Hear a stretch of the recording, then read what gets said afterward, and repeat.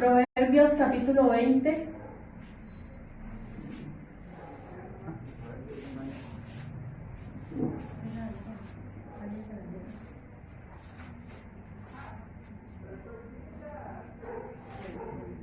Proverbios capítulo 20. Y dice así el versículo 1: el vino es escarnecedor, la sidra alborotadora, y cualquiera que por ellos hierra no es sabio. Amén. Pueden sentarse, vamos a ir leyendo uno por uno con la ayuda del Señor para completar este capítulo 20. Yo sé que los proverbios han sido de bendición para cada uno de nosotros, sí, porque eso es lo importante, ¿no? Aplicar la palabra. Yo tengo la fe, la esperanza de que al terminar todos estos capítulos, algo muy bueno esté pasando en nosotros, ¿sí? ¿Por qué? Porque vamos a aprender más de lo que el Señor nos quiere hablar. Y sobre todo, yo sé que de pronto predicar de cada proverbio, usted puede decir, es fácil. Y escucharlo, ¿verdad? Para ustedes también puede ser fácil. Pero ¿qué es lo difícil? Practicarlo. ¿Sí? Cuando nos encontremos en esa situación, ahí va a ser lo difícil. ¿Sí? Cuando el Señor nos dice, no tomen venganza por ustedes mismos, ahí es el momento duro. Cuando la Biblia nos dice, no se airen, ahí es lo difícil, ¿cierto? Cuando la Biblia nos dice, no seamos mentirosos, no seamos chismosos, no seamos perezosos, en esos momentos es lo difícil. Aquí es fácil estudiarlo, pero tengamos fe que el Señor nos llene de su sabiduría, de su entendimiento, y que no seamos tan solamente oidores, sino hacedores de su palabra. ¿Amén? Bueno, entonces versículo 1, por primera vez vemos que en Proverbios nos habla acerca del alcohol, ¿cierto? Dice, el vino es escarnecedor, la sidra alborotadora, y cualquiera que por ellos hierra no es sabio. Entonces aquí hace mención, ¿qué es escarnecedor? Lo hemos estudiado, es un burlador, alguien que se burla. Allí podemos ver que el vino como que se burla de las personas, y asimismo el vino hace que las personas se burlen de Dios, se burlen de las cosas santas, ¿cierto? Por eso los vemos a los borrachos, que ellos se dicen, prometen cosas a Dios muchas veces, en ese estado se empiezan a burlar. Por aquí pasan muchas veces borrachos que sí, yo creo, y vamos haciendo cualquier payasada. ¿Por qué? Porque eso es lo que dice la Biblia, ¿cierto? Estar bajo los efectos del alcohol es algo vergonzoso, ¿cierto? Y ahí nos habla de la palabra vino. Bueno, el vino es el vino fermentado, ¿no? El vino cuando hay frutas que contienen, las frutas muy maduras contienen etanol, ¿cierto? Que es alcohol. La uva, la manzana, la pera, el melocotón, los higos, la granadilla, de pronto la guayaba, el banano, todas estas frutas en su estado muy maduro contienen alcohol. ¿Sí? Nosotros aquí, el jugo que lo hago para la cena, a veces lo hago con frutas de pronto muy maduras, o sea, ahí ya contienen alcohol, ¿sí? Pero digamos en una baja concentración. Pero si se deja fermentar, ¿qué pasa? Ahí ya ese etanol, ese alcohol que contiene naturalmente la fruta, se va a concentrar y va a causar daño, porque el vino, o sea, la abundancia de alcohol ya no es saludable. Digamos, el jugo de uvas en su estado natural es muy bueno, tiene antioxidantes, es muy bueno para el cuerpo, pero ya cuando es fermentado por muchos días, ya es perjudicial. Y muchos dicen, pero es que Jesús convirtió el agua en vino, ¿cierto? En las bodas de Caná. Pero hay que tener en cuenta algo. El Señor va a unas fiestas donde ese vino que se había servido anteriormente tampoco era un vino embriagante. ¿Por qué? Porque era simplemente el jugo de la uva. Sí, porque estaban en tiempos de Pascua, y en la ley de Moisés no permitía que en celebraciones religiosas se utilizaran levadura, ¿cierto? Ni para el pan, ni para bebidas, ni nada de eso. O sea, se necesitaba la presencia de levadura para poder fermentar esas bebidas. Allí no era eso. Sí, ni tampoco Jesús hace el milagro de convertir esa agua en vino no tuvo lugar la fermentación, ¿cierto? No tuvo lugar, fue el mismo día, así es de que simplemente era jugo. O sea que no podemos justificar de pronto algo que no es, algo que no tiene fundamento. Bueno, habla del vino y habla de la sidra. Bueno, ahí la palabra sidra, es vino de manzana, ¿cierto? Pero aquí no se refiere a esa sidra, sino a una bebida fuerte. Cualquier bebida fuerte que sea embriagante, puede ser cerveza, puede ser chicha, la piña, por ejemplo, yo recuerdo que yo no hace mucho hacía con cáscaras de piña, ¿cierto? Las dejaba fermentar con panela y de ahí salió una bebida fuerte, embriagante, ¿sí? Que es de sabor fuerte. No, yo no la volví a hacer, me gustaba hacerla, pero no para mí, ¿por qué? Porque su sabor era muy fuerte. Pero todas estas son bebidas embriagantes que no son recomendables. La Biblia dice que no debemos, ¿por qué? Porque es que alborotadora, o sea que nosotros vemos que en estas fiestas que hacen las familias, ¿cierto? Que pasa a medianoche, cuando ya han tomado, cuando ya han estado a los efectos del alcohol, empiezan las peleas, empiezan las muertes. Mire, cantidades de muertos han habido. ¿Por qué? Entre mismas familias. ¿Por qué? Porque no son ellos los que quieren. Es como que el alcohol se apodera de las personas, de la mente, les cambia la personalidad. Este es un vicio, es un vicio legal, ¿cierto? Es una droga legal. Que es triste, ¿no? Es triste ver todo esto. Dice, y cualquiera que por ellos hierra, o sea que cometen errores, no es sabio. O sea que embriagarse no es sabio. El Señor hace una recomendación de no al vino, no al licor, no a la cerveza, nada que contenga alcohol. ¿Por qué? Porque hace las personas, embrutece, ¿cierto? Embrutece a las personas, pierden el control y hacen cosas indebidas, cosas que más adelante las personas mismas se van a arrepentir. Exacto. Yo en estos días veía que el Licores del Valle puso una publicidad que con todas las ventas que tuvieron ahorita en diciembre, que con todas las ganancias, que van a dar becas para los muchachos, que van a ayudar al sector de la salud. O sea, hablan solamente, todos, qué bueno que contribuyan, y ahí los comentaba, yo contribuí bastante para eso, qué buena causa, pero no dicen cuántos accidentes hubieron por causa de esto, cuántos muertos, cuántas personas lisiadas quedaron, ¿cierto? Cuántas familias afectadas, de esas cosas no hablan. Entonces es triste. En el capítulo 23, este tema del alcoholismo va a ser más ampliado, entonces dejemos por el momento allí. Bien, versículo 2 dice, como rugido de cachorro de león es el terror del rey, el que lo enfurece peca contra sí mismo. Bueno, esto nos habla de no hacer enojar al rey, ¿cierto? A los que tienen autoridad. ¿Por qué? Porque se está pecando contra sí mismo. Mire, los reyes anteriormente, ellos tenían el poder de quitar la vida a alguien. Ellos tenían el poder de quitar la vida o de dar la vida. Entonces no es sabio atentar contra la propia vida. Uno de los casos en la Biblia podemos ver a Adonías, el caso de Salomón. Salomón, aunque era un hombre de paz, también mandó matar a ciertas personas. Estamos pecando, y hay de aquel que hace enfurecer al rey. Versículo 3 dice, honra es del hombre dejar la contienda, mas todo insensato se envolverá en ella. Ahí en el 19:11 lo vimos. Volvámoslo ahí a leer, a recordar. 19:11 dice, la cordura del hombre detiene su furor y su honra es pasar por alto la ofensa. De otra manera, pero el Señor lo está diciendo nuevamente que es mejor dejar la contienda, ¿sí?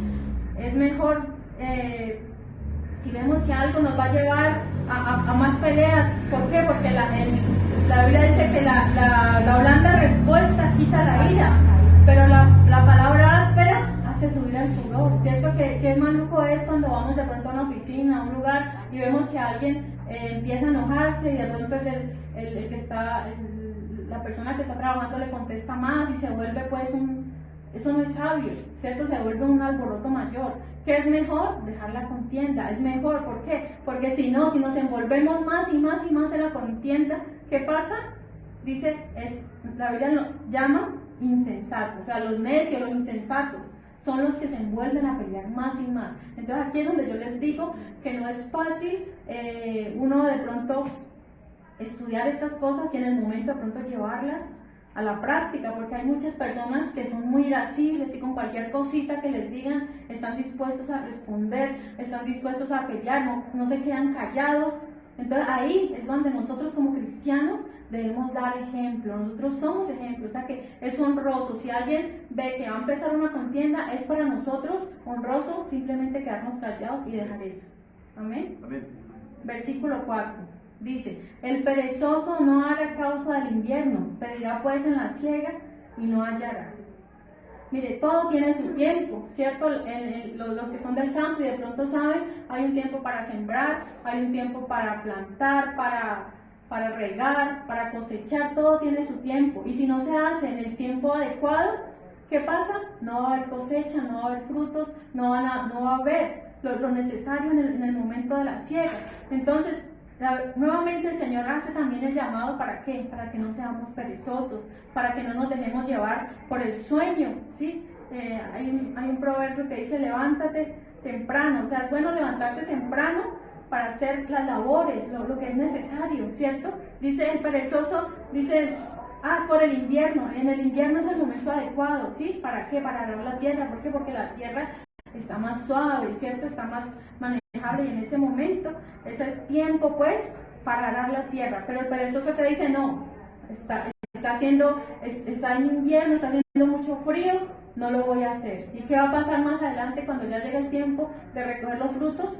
Pues no va a tener nada, no va a padecer hambre. Aquí habla de unas consecuencias, ¿sí? ¿Cuáles es?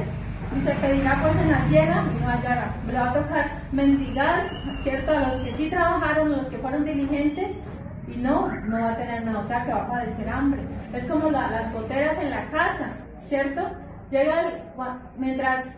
Mientras está el verano, no hay la necesidad de tapar la gotera, ¿cierto? No, como pues no me está afectando, no se tapa. Y cuando llega el invierno, no, ahí sí que menos, ¿cierto? Porque salgo y me mojo. Eso es lo que dice el perezoso. Incluso hay otro proverbio que dice: hay un león afuera en la calle, no puedo salir. O sea, para el perezoso cualquier excusa con tal de no hacer las cosas. Ay, tengo tristeza, tengo pereza, es invierno, es verano, o sea, cualquier excusa, dice el perezoso. Entonces el Señor nos insta para que no seamos perezosos, y mucho menos para las cosas de Dios, ¿sí? Mucho menos para la oración, mucho menos para la lectura de la palabra. Muchos cristianos no leen la Biblia por pereza. A veces no, ni siquiera falta de tiempo. A veces muchos dicen: no, es que por el trabajo entro a las 7, y bueno, pero todo tiene su tiempo, no lo que les decía ahora. Y sin embargo muchos por pereza no leen, no buscan de Dios, y asimismo su vida espiritual está en decadencia. ¿Por qué? Por la pereza espiritual. Versículo 5 dice: como aguas profundas es el consejo en el corazón del hombre, mas el hombre entendido la alcanzará. ¿Alguien de pronto tiene la Nueva Traducción de la Salle?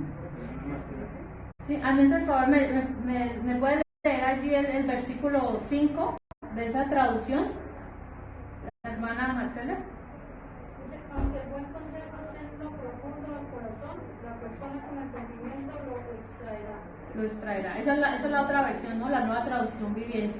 Mire, muchas veces nosotros necesitamos consejo, todos necesitamos consejo.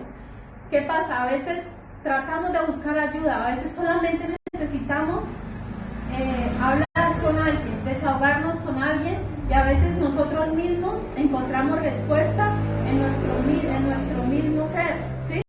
Sino que falta es que alguien nos ayude, que alguien de pronto indague en preguntas, y solamente usted muchas veces, yo creo que usted de pronto ha pedido un consejo y de pronto usted mismo ha visto que la respuesta está allí en usted mismo, de pronto en indagar, ¿cierto? O esa persona haciéndole preguntas le ha hecho como entender, ¿sí? A veces no se necesita ni ser de pronto un buen psicólogo para encontrar esas respuestas, para extraer eso profundo que hay en el corazón de las personas. O sea que muchas de las respuestas de nuestras propias necesidades están en nosotros mismos, ¿cierto? Dice acá, aguas profundas.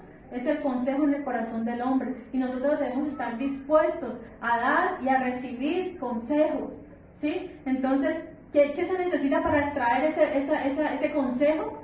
Sabiduría, entendimiento. Nosotros debemos de pedirle a Dios que nos dé esa sabiduría, ese conocimiento para poder ayudar a otros, para poder ayudarlos. ¿Cuántas personas por un buen consejo han evitado incluso el suicidio? ¿Por qué? Porque han encontrado un consejo sabio en un momento adecuado. Versículo 6. Dice, muchos hombres proclaman cada uno su propia bondad, pero hombre de verdad, ¿quién la hallará? Mire, muchas personas, yo creo que todos, a veces, ay sí, yo soy bueno, ¿cierto? Los políticos, ellos a sí mismos se alaban y a sí mismos dicen, yo hago esto, yo hago estas cosas buenas, yo esto lo hago en favor del pueblo, ¿cierto? Ellos proclaman su bondad, pero muchas veces ellos solamente andan detrás de un interés, ¿cierto? De ser reelegidos. Eso se puede ver en el mundo de la política y en muchos otros aspectos.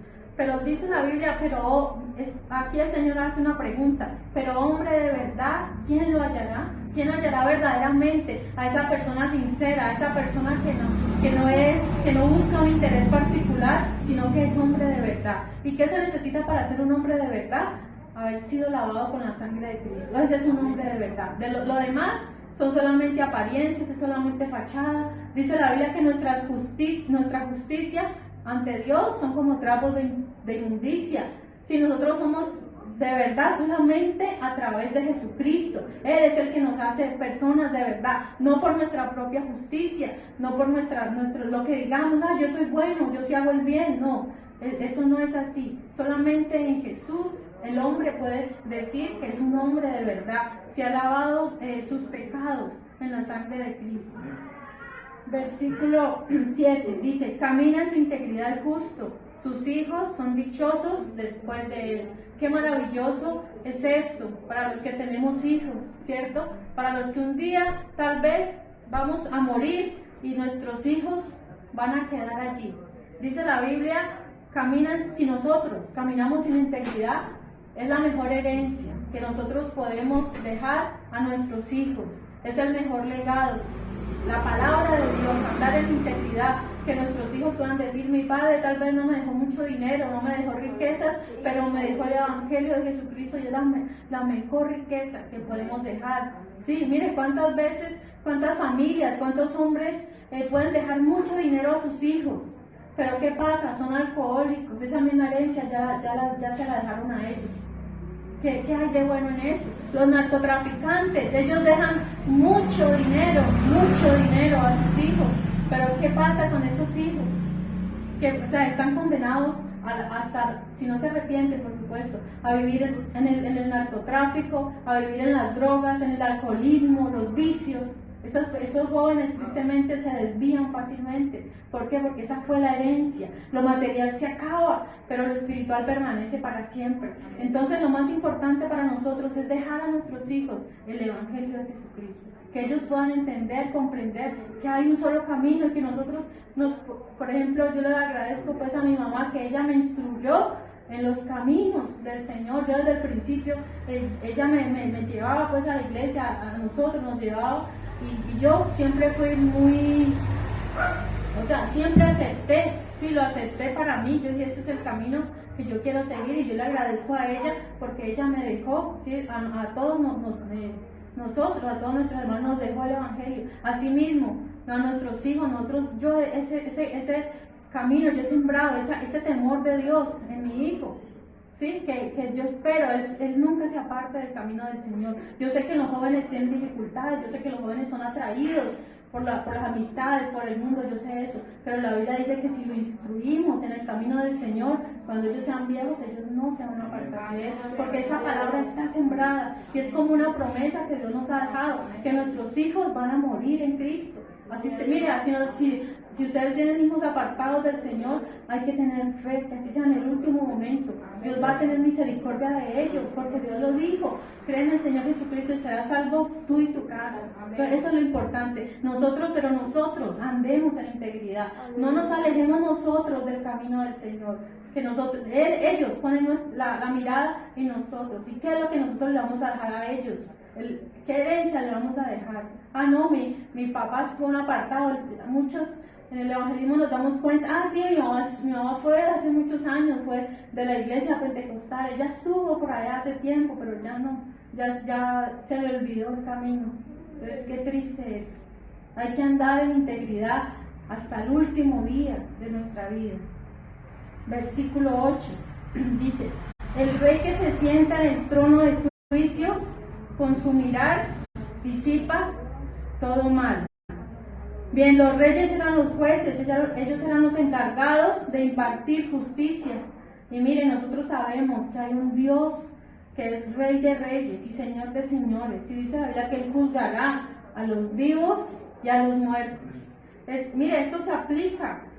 Sí, dice que con su mirar disipa todo mal, todo mal. Miren, nadie se va a poder resistir a la presencia de Dios cuando el Rey de reyes y Señor de señores se siente en su trono blanco, en su trono de santidad. El único que puede juzgarnos a nosotros, ¿quién es? Es Dios. ¿Por qué? Porque Él es el único santo. Dice la Biblia que Él habita en santidad. Él un día se va a sentar en su trono y va a juzgar a vivos y a muertos. Y dice la Biblia que Él va a juzgar todas las cosas, van a ser puestas a prueba. Y dice que de toda palabra ociosa que hablen los hijos de los hombres, de ella darán cuenta en el día del juicio. Por eso cuidemos mucho nuestras palabras. ¿Por qué? Porque un día, si no nos arrepentimos de las cosas que dijimos mal, un día estaremos delante de Él para dar juicio, para dar cuenta de lo que hicimos, dice la Biblia, mientras estuvimos en el cuerpo. Versículo 9 dice: ¿quién podrá decir, yo he limpiado mi corazón, limpio estoy de mi pecado? ¿Habrá alguien que pueda decir eso por su propia cuenta? Nadie. No hay nadie que pueda decir, yo por mi propia cuenta limpié mis pecados, estoy libre de pecado, ¿cierto? Ahí como lo que es cuando la mujer adúltera, el que esté libre de pecado, que tire la primera piedra. ¿Y qué pasó? No hubo nadie que pudiera levantar su mano contra la mujer, porque todos absolutamente tenían sus manos manchadas de pecado. O sea, por su propio, y menos, mire, para este tiempo que fueron escritos los proverbios, todavía no había venido el Salvador a la tierra, ¿cierto? Mucho menos se podía responder. Pero nosotros, hoy, sí podemos decir, yo he limpiado mi pecado, pero no por mi propia cuenta, sino en Jesús de Nazaret. Hay un precioso manantial, hay un himno que dice, hay un precioso manantial que purifica a cada cual que se sumerge en él. Ese precioso manantial es la sangre de Jesucristo. Mira, este himno lo escribió un hombre que estaba en la cárcel, un hombre preso por haber cometido delitos, pero que allí reconoció que allí Jesucristo, en esa condición, se le manifestó Jesucristo, le dijo, usted se puede sumergir hoy en la sangre, ese manantial maravilloso que está disponible para todo el mundo, para todo aquel que quiera ser libre de su pecado. Es maravillosa, la sangre de Jesús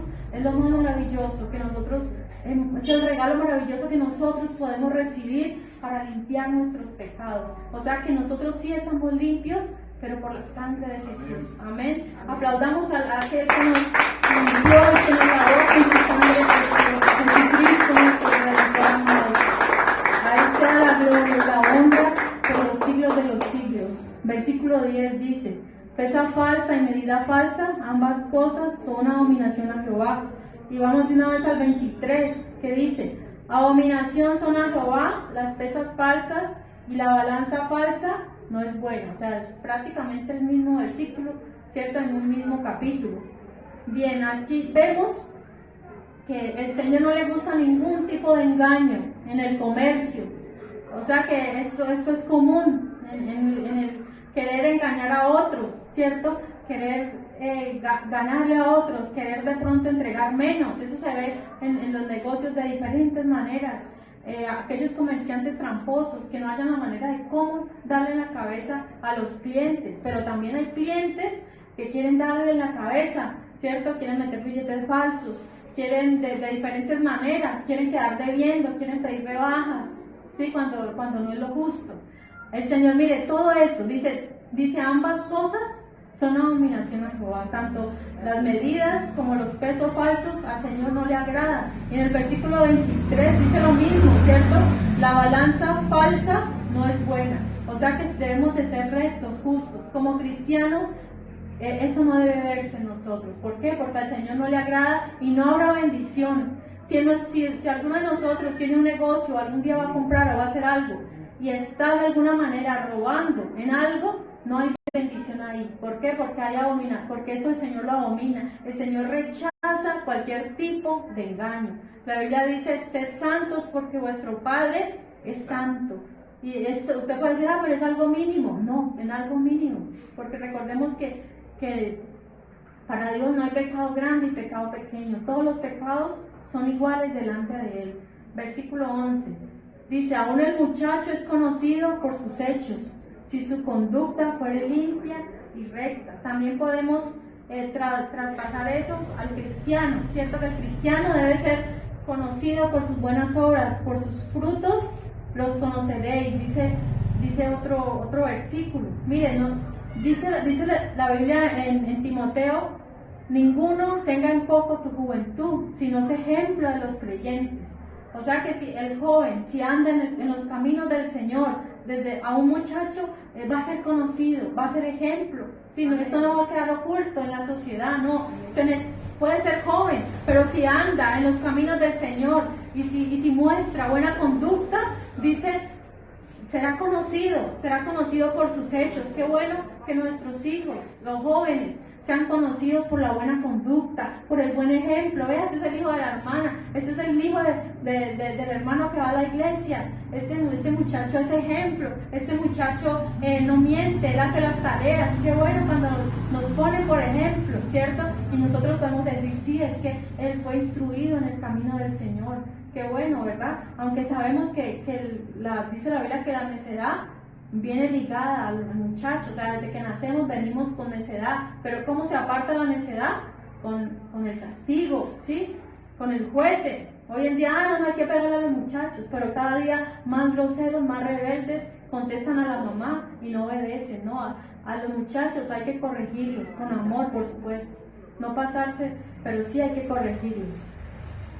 Versículo 12, dice, el oído que oye y el ojo que ve, ambas cosas ha hecho Jehová. O sea que vemos que los ojos y los oídos son como la puerta a la sabiduría. Mira, en nosotros está la puerta de la sabiduría. Tenemos unos oídos para escuchar. Dice el Espíritu que el que tiene oídos, que oiga lo que el Espíritu dice a las iglesias. O sea que ahí está la puerta de entrada. Usted puede decir, pero es un proverbio básico, obvio. Dios hizo todas las cosas, sí, pero tenemos que saber qué buen uso le damos a nuestros ojos, a nuestros oídos, ¿cierto? Porque somos estos dos órganos que tenemos, y también son dos sentidos, son muy atacados, ¿cierto? La vista es atacada por la pornografía, es atacada por ver lo que no se tiene, por el adulterio, ¿cierto? Los oídos igualmente, por estar escuchando chismes, estar escuchando chistes de doble sentido. O sea, todas estas cosas de nosotros depende. Qué buen uso le damos a lo que Dios nos dio. Son un regalo de Dios, a poder ver las maravillas que Dios hizo, poder ver el universo, poder ver la playa, poder ver, o sea, tantas cosas hermosas que Dios, poder ver un amanecer, ¿cierto?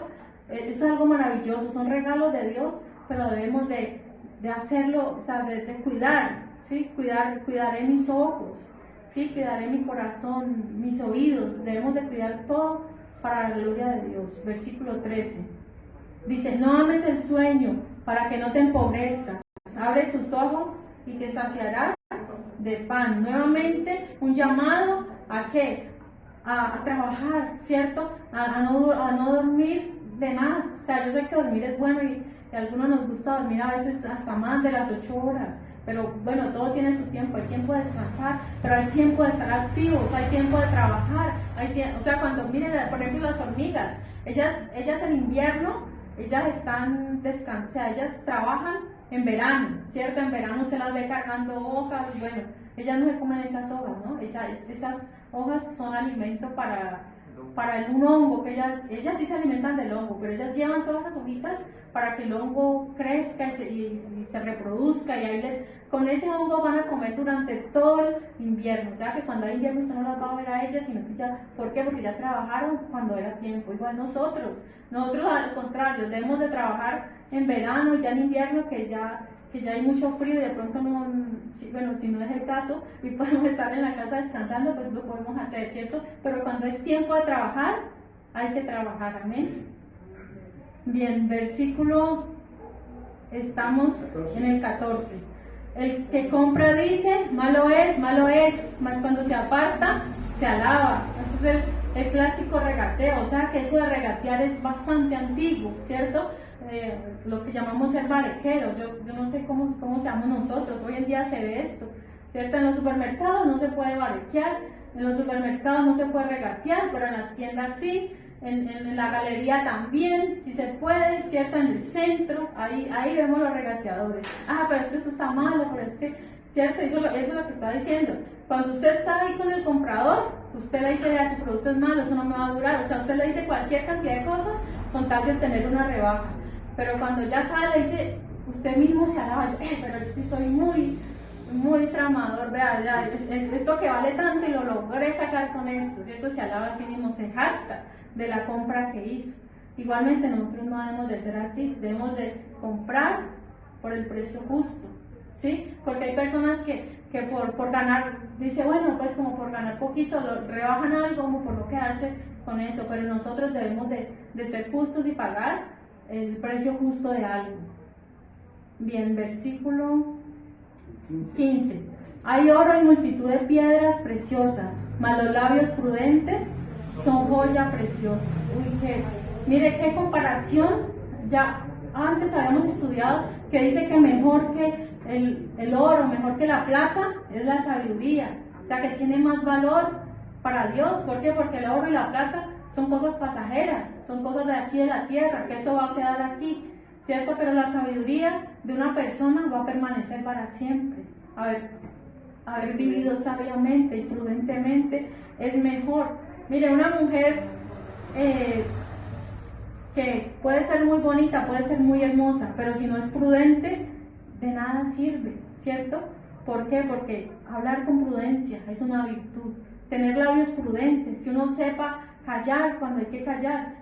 Este tiempo de estudio de los proverbios a mí me ha hecho más prudente. Yo espero que en ustedes también. Amén. Sí, que no, hay veces que no hay necesidad de hablar. Hay veces que simplemente hay que quedarse callados y ya.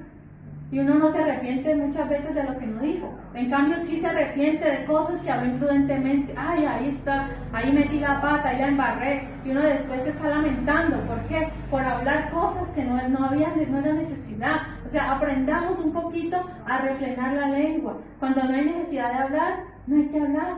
¿Sí? Hay veces que es mejor callar.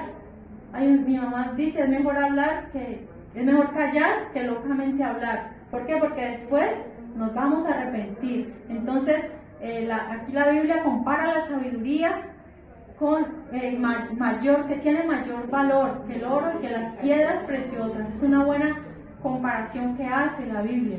Versículo 16. Dice, quítale su ropa al que salió por fiador del extraño y toma prenda del que sale fiador por los extraños. Nuevamente, ya habíamos visto este proverbio anteriormente que decía que el Señor recomienda no salir fiador por nadie, ¿cierto? ¿Por qué? Porque usted no sabe, esa persona de pronto puede tener la buena intención de pagar, pero si de un momento a otro se quedó sin trabajo, ¿a quién le va a tocar pagar? A usted, ¿sí? O sea, bueno, de pronto su hijo, bueno, ya es mi hijo y si ya no puedo pagar, bueno, es mi hijo, bueno, está bien, ¿cierto? Pero un extraño, un vecino, ¿te va a servir de fiador? Lo que está diciendo es, bueno, si esa persona es tan necia y tan terca y le va a servir de fiador, entonces dígale que le traiga su prenda. O sea, tómele prenda porque neciamente ha actuado y que responda por la deuda. En el libro de Éxodos dice la Biblia que se podía tomar la prenda de alguien, ¿sí? El vestido, la cobija, pero se debía devolver todas las noches para que esa persona pudiera arroparse en las noches, ¿sí? O sea, durante el día usted podía tener la cobija, la prenda de su vecino, de su prójimo, y ya en la noche, todas las noches debía devolverlo, ¿sí? O sea, imagínense hoy en día eso. Pero entonces lo que nos está diciendo es: no sirvamos de fiadores, no hay necesidad, es un mal que podemos evitar, ¿sí? Porque ¿cuántas personas no han perdido, no han trabajado, ven a trabajar por otro? Y más si es extraño, o sea, si de pronto usted es un supuesto conocido, pero en realidad usted no lo conoce. ¿Cuántas personas no decimos, sí, yo lo conozco, es conocido, pero al final resulta un total desconocido en la parte financiera? Si esa persona que sirve de fiador es un riesgo crediticio, entonces por eso hay que tomarle prenda, hay que coger de eso, ¿sí? ¿Para qué? Para que poder que pague, porque ¿para qué se está comprometiendo en algo que la Biblia dijo no se comprometa? Bien, versículo 17. Dice: sabroso es al hombre el pan de mentiras, pero después su boca se llena de cascajo. Muchas veces el pan de mentira, ¿cierto? Puede ser agradable, lograr algo con mentiras. Al principio es bueno, vean, logré conseguir esto, y al principio es dulce, pero después se va a llenar de cascajo. Bueno, ¿qué es cascajo? Cascajo es como, ¿ustedes alguna vez les ha salido en el arroz una piedrita en el arroz o en el frijol? Eso es tan maluco que se siente horrible, o sea, es algo que uno como que quisiera botar todo porque se siente mal. Eso es cascajo. Cascajos son como los desechos como escombritos, piedritas, arenas. En la versión de allá, en la versión Nueva Traducción Viviente, dice eso, dice arena. Entonces, aquí dice: en algunos países se castigaban a los presos mezclándoles el alimento con cascajo. La nueva Traducción Viviente dice: el pan robado tiene un sabor dulce, pero se transforma en arena dentro de la boca. Entonces al principio es como la fruta de Adán, ¿cierto? Que al principio se ve saludable a los ojos, pero después tiene un final amargo. Lo mismo de Saúl, al principio esas lentejas eran deliciosas, pero después dice la Biblia que él se arrepintió, dice que se arrepintió con lágrimas, pero aunque procuró, no lo logró, no logró ser aceptable a Dios nuevamente. Entonces, esto nos enseña que las cosas halladas con mentiras no son buenas, sino no es bueno las cosas conseguidas a través de engaños. Continuamos, dice el versículo 18: los pensamientos con el consejo se ordenan, y con dirección sabia se hace la guerra. Bueno, ahí al principio parece que va dirigido a los reyes, ¿sí? Los reyes debían de rodearse de hombres sabios, ¿sí? Para que les pudieran ayudar y hicieran cálculos para poder ir a la guerra. Pero mire, cuando se trata de asuntos importantes, no debemos, eso lo podemos tomar ya para nuestra vida. Cuando se trata de asuntos importantes como de vida o muerte, o como la guerra, no debemos ir a la guerra espiritual sin el consejo sabio de la palabra de Dios y otros creyentes. Esta parte de ir a la guerra podemos tomarla en el sentido espiritual, de que siempre debemos nosotros de por sí ya estamos en una guerra espiritual.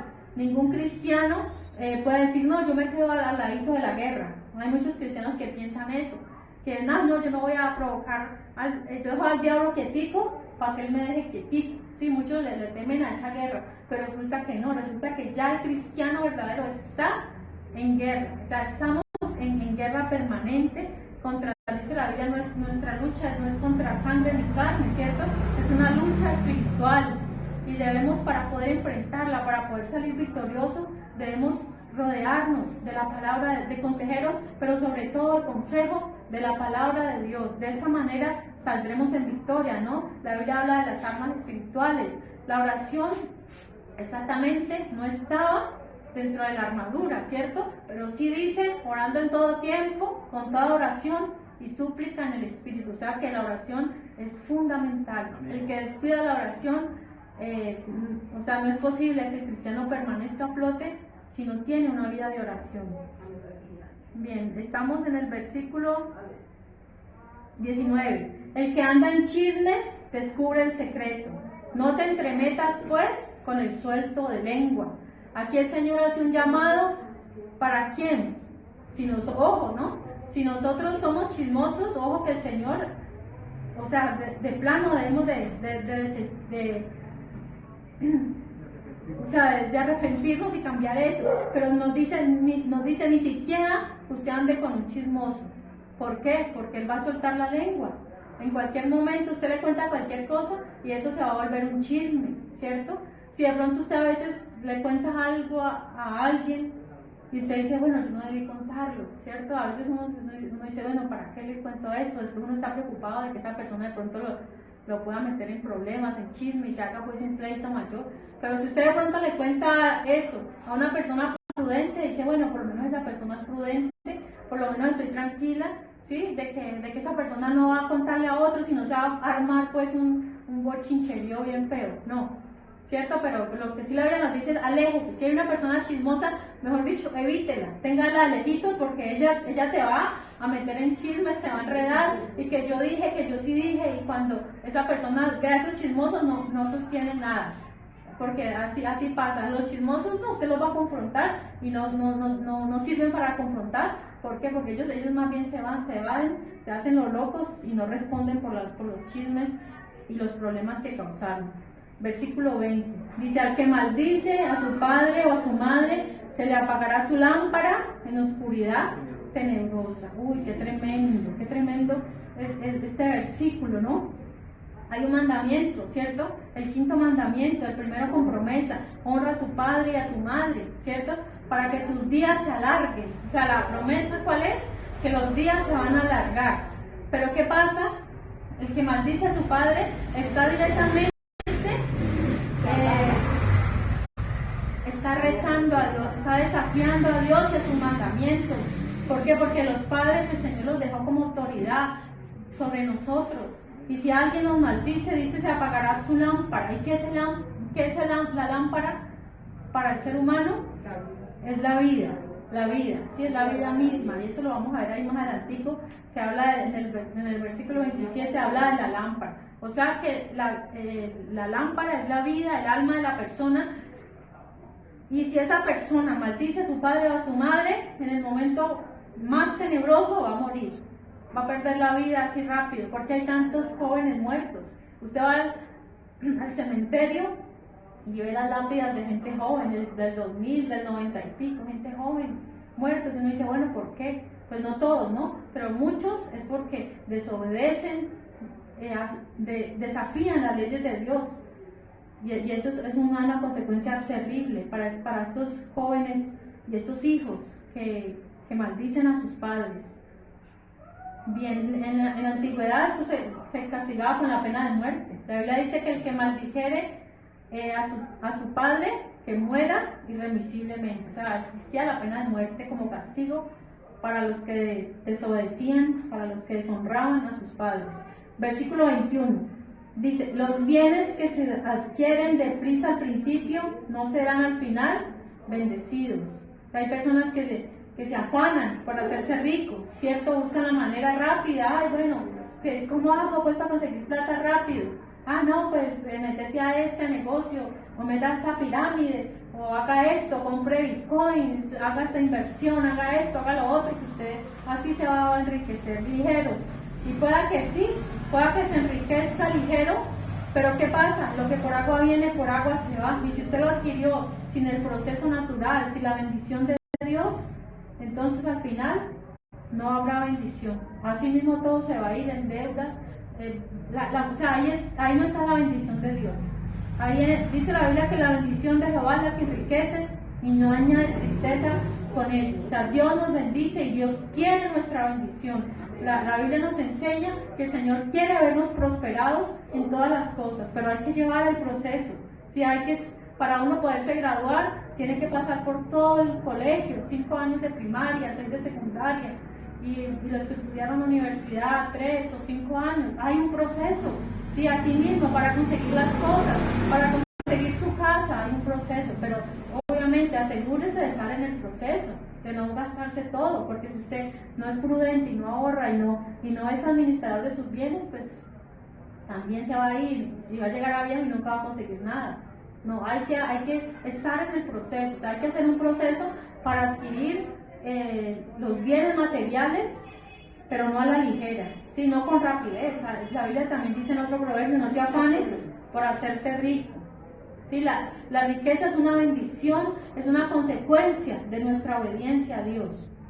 Bien, versículo 22 dice, no digas, yo me vengaré, espera a Jehová y Él te salvará.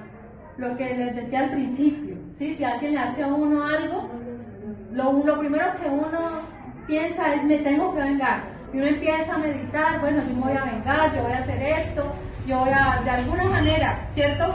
Buscando la manera de vengarnos. ¿Por qué? Porque es nuestra naturaleza humana vengarnos del que nos ha hecho daño. Es lo normal, que en cada uno de nosotros esté la venganza. Pero ¿qué nos dice el Señor? Desiste. Permítale al Señor que el Señor se vengue por usted. O sea, no tome la venganza en sus manos. No la tome en sus manos, porque el Señor dijo, mía es la venganza. O sea que no tome algo que le pertenece al Señor. Al Señor le pertenece la venganza. Él es el que va a pelear por usted. Él es su abogado. Él va a hacer justicia. Pero ¿qué pasa si usted por sus propias manos se quiere vengar? Va a salir mal. O sea, eso va a ser, para usted no va a ser de bendición. De pronto usted va a vengarse, sí, y al dicho, la venganza es dulce. Pero en realidad trae maldición para su vida y no permitió que Dios fuera el que tomara ese asunto en sus manos. Así es de que Dios ya no aboga por usted. O sea, Dios es el que aboga por nuestra causa, siempre y cuando dejemos todo en sus manos. Bueno, versículo 24 dice, de Jehová son los pasos del hombre. ¿Cómo pues entenderá el hombre su camino? Y en la versión Nueva Traducción Viviente dice, el Señor dirige nuestros pasos. Entonces, ¿por qué tratar de entender todo lo que pasa? Ahí es como que, ay Señor, pero ¿por qué? Ahí es cuando uno quiere entender el porqué de las cosas, ¿cierto? Uno siempre está, Señor, pero ¿por qué a mí? ¿Pero por qué esto? ¿Pero por qué me tiene que pasar a mí? O sea, siempre estamos cuestionando las cosas que Dios ha determinado para nosotros. Sí, siempre lo estamos cuestionando. Hay un hermoso coro que dice, Dios siempre tiene el control. ¿Por qué desesperarme? ¿Por qué atemorizarme? ¿Por qué cuestionarle? ¿Cierto?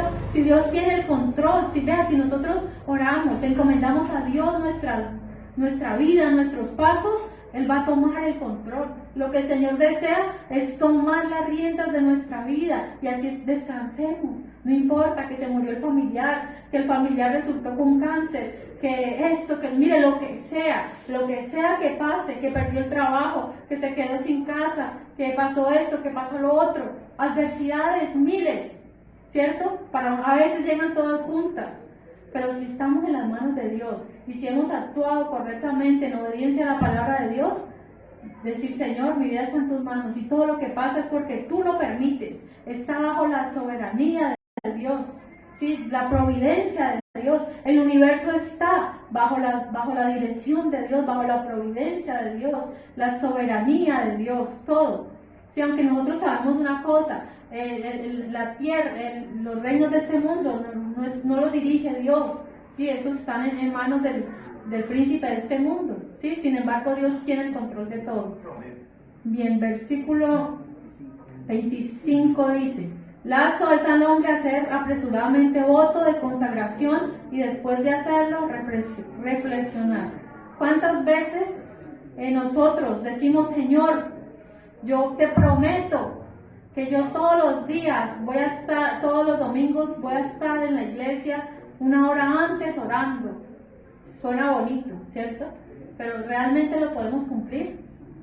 ¿Realmente ese voto de consagración lo podemos cumplir o solamente la emoción?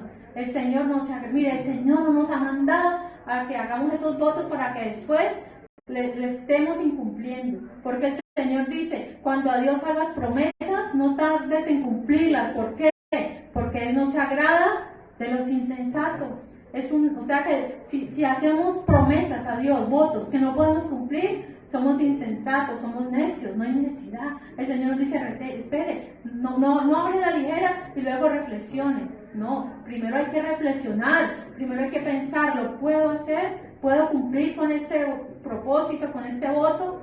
Sí, si ya reflexionamos, si ya estamos absolutamente seguros, entonces así lo hacemos. Pero igualmente no hay necesidad de eso. Y un ejemplo en la Biblia, para los que de pronto no saben, había un hombre llamado Jefté, que le dijo, Señor, mira, si tú nos entregas a los amonitas en nuestras manos y tenemos la victoria, yo te prometo que la primera persona que salga a recibirme de mi casa, a esa te la entrego en sacrificio. Y eso le prometió a la ligera, no reflexionó, él no pensó quién podía salir a recibirlo. Él dijo, no, de pronto un desconocido, de pronto el vecino que me cae mal. No, él no reflexionó, sino que él dijo, la primera persona que me salga a recibir, a esa te la voy a ofrecer. ¿Y quién resultó que salió? La hija, la única hija. Mire, eso está en el libro de Jueces. Jueces 11, 30 y 31, lo pueden buscar el que quiera. La hija le salió a recibir al encuentro, la hija virgen, la hija joven, la única hija. Y él nomás vio que era la hija que hizo, se rasgó los vestidos, dijo, pero yo qué prometí. Y mire que ahí en este caso, la hija pues entendió, era también una hija temerosa de Dios, dijo, bueno, pues papá, pues ya le prometiste esto a Dios, pues cúmplelo, solamente déjame ir a llorar mi virginidad unos 2 meses con las doncellas y listo. Y eso fue lo que hizo esta joven, ¿sí? Murió soltera pues por una imprudencia, ¿sí? Esas son imprudencias que nosotros no solamente nos involucramos a nosotros mismos, sino que podemos involucrar a otros. Versículo 26 dice, el rey sabio avienta a los impíos y sobre ellos hace rodar la rueda. En la nueva traducción viviente dice, el rey sabio esparce a los perversos como trigo y luego los atropella con su rueda de trillar, como se separa la paja del trigo. O sea, esto lo podemos ver, este versículo que Jesús lo dijo, ¿no? Que así como se iba a separar un día el trigo de la cizaña o de la paja, así mismo va a separarse los buenos de los malos, ¿sí? Dice que el trigo va a ir a sus graneros y la cizaña o la paja va a ser quemada y va a arder en el fuego. Ahí se refiere a eso. Bien, versículo 27 dice, lámpara de Jehová es el espíritu del hombre, la cual escudriña lo más profundo del corazón. Entonces nuevamente estamos viendo que la lámpara significa el alma, el espíritu del hombre, ¿sí?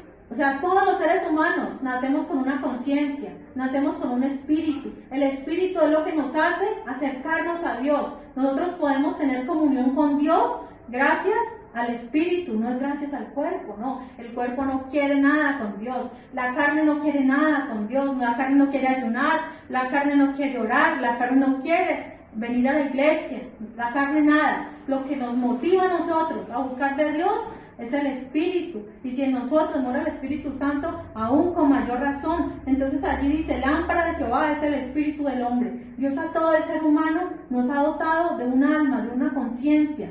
Dice, lo cual escudriña lo más profundo del corazón. Pero ¿qué pasa? ¿Qué se necesita? Una lámpara para que pueda arder, para que pueda brillar en medio de la oscuridad. Aceite. O sea que si nuestra vida, todos nosotros, todos los seres humanos, tenemos esa lámpara en nosotros, pero si no está el aceite, que es el Espíritu Santo, no habrá vida, no habrá luz. Sí, se necesita el aceite para poder que brillemos en la oscuridad. Dice la Biblia que el Espíritu de Dios da testimonio a nuestro espíritu de que somos hijos de Dios. Ya cuando el Espíritu mora en nosotros y nos renueva, es allí donde da esa lámpara, puede alumbrar en medio de las tinieblas. Ya estamos acabando. Dice, misericordia y verdad guardan al rey, y con clemencia se sustenta su trono. Entonces vemos que los reyes, el Señor pedía eso, ¿no? De los reyes, pedía justicia, pedía misericordia, ¿sí? Y nosotros sabemos que, miren, ningún rey fue lo suficientemente justo y bueno en la tierra. Este reino podemos verlo reflejado en el Señor Jesucristo, que Él va a reinar, dice la Biblia, bueno, por 1000 años primeramente, y luego va a reinar eternamente. En Él sí se va a ver la justicia y la verdad, la misericordia. Bien, versículo 29, dice, la gloria de los jóvenes es su fuerza, y la hermosura de los ancianos es su vejez. O sea que cada etapa de la vida tiene sus pros y sus contras, ¿cierto? ¿Qué es lo fuerte de los jóvenes? La fortaleza de los jóvenes, su fuerza. Un joven que no tenga fuerza, pues, como que no va. O sea, los jóvenes tienen fuerza. Vamos a las cruces. Sí, vamos que hay fuerza. Vamos a los charcos caminando, vamos. No me tiro, o sea, hago cosas locas, ¿cierto? Los jóvenes tienen esa cualidad, se montan en la moto, no les da miedo, si se fracturan los días ya se repararon la mano. ¿Por qué? Porque tienen los huesos jóvenes y sí, o sea, fácilmente se reparan y tienen esa fuerza, ¿cierto? Los jóvenes. Pero los ancianos, ¿qué tienen? Los ancianos ya no tienen esa fuerza, pero ¿qué tienen? Dice, hermosura de los ancianos es su vejez, ¿cierto? Las canas, la sabiduría. Pero miren, tristemente no todos los ancianos son sabios. O sea, para llegar a ser sabio no se necesita ser viejo, ¿sí? Para poder ser sabio se necesita aprender, vivir la sabiduría. Pero mire que es necesario, los más jóvenes, honrar a los más viejos. En nuestra sociedad se quieren a los jóvenes, sí, a los jóvenes para los trabajos. A los ancianos los desechan, no, hasta tal edad, y ya de adelante ya no consiguen trabajo, ¿cierto? Pero en la Biblia no era así. La Biblia honra a los ancianos, la Biblia honra las canas, ¿sí? ¿Por qué? Porque en ellos hay sabiduría, hay experiencia. Entonces la Biblia siempre nos manda también a honrar, a escuchar a los ancianos, ¿sí? Eso lo dice la Biblia. Y los jóvenes, qué bueno un joven que anda en sabiduría, qué bueno un joven que no utiliza su fuerza brutalmente, no, sino que utiliza también sus conocimientos, que así mismo busca consejo de los más ancianos para ponerlos por obra. Y versículo 30 dice, los azotes que hieren son medicina para el malo, y el castigo purifica al corazón. Mire que acá en el versículo 29, pero del capítulo 19 dice, preparados están juicios para los escarnecedores y azotes para las espaldas de los necios. O sea que, ¿qué pasa? A los malos, a los necios, está preparado para ellos azote. O sea que es como una medicina, porque para que, a ver si entienden, ¿cierto? Y dice, y el castigo purifica el corazón. Muchas veces se necesita de un castigo, ¿sí? De una mano dura, para librar al malo, a los necios, ¿sí? Para que a ver si toman cordura, si toman conciencia. La Biblia dice que al sabio no se le azota, no, al sabio simplemente basta con una corrección mínima y el sabio agradece, el sabio endereza sus caminos. En cambio al necio, al malo, a ese sí hay que darle duro, ¿cierto? Bueno, no físicamente, ¿no? Dios es el que toma esa venganza, ¿sí? Dios es el que se encarga de eso, pero dice azotes, ¿sí? Para todo el necio, para todo el que no quiere obedecer. No nos portemos neciamente para que Dios no nos tenga que azotar con lo que más nos duele. Muchas veces Dios no nos azota a veces con la salud, lo que más nos duele, ¿cierto? La salud, que les duela ahí duro esa enfermedad. Muchas personas han aceptado a Cristo por el cáncer. A través de esas enfermedades difíciles han llegado a los pies de Cristo. Pero nosotros no somos así. Nosotros no necesitamos que Dios nos trate tan duro para seguirlo y amarlo. Amén. Estemos de pie. Gracias, Señor, Dios Todopoderoso, una vez